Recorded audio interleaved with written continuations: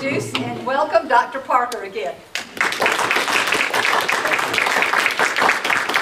Thank you, Joanne. Good afternoon. Good afternoon. I guess I really need this. We have a daunting task today. Professor Sanders came up to me and said, I have a bone to pick with you. Why do you assign all of these readings? Well, I didn't. This is from the National. But I tell you, we could actually spend several hours on each of the readings today. We could actually take Frederick Douglass and dissect that in so many different ways. One could actually have a semester course on the speeches of Frederick Douglass. The man made so many speeches, of course, during the abolitionist crusade, and even after slavery came to an end, he made so many speeches. One of his one of his best-known speeches was made in 1857 in Canandaigua, New York.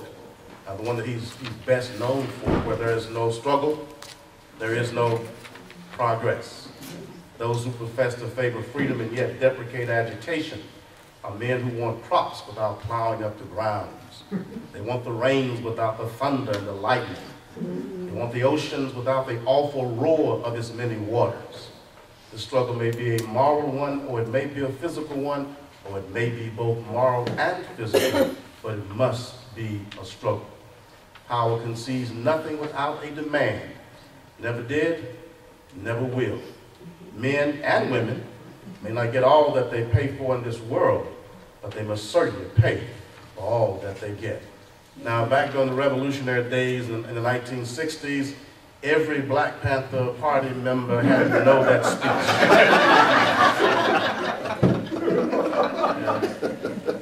I would venture to say that Dr. King would not have been as eloquent as he was in his speeches had not it been for Frederick Douglass. Douglass was an absolutely great orator.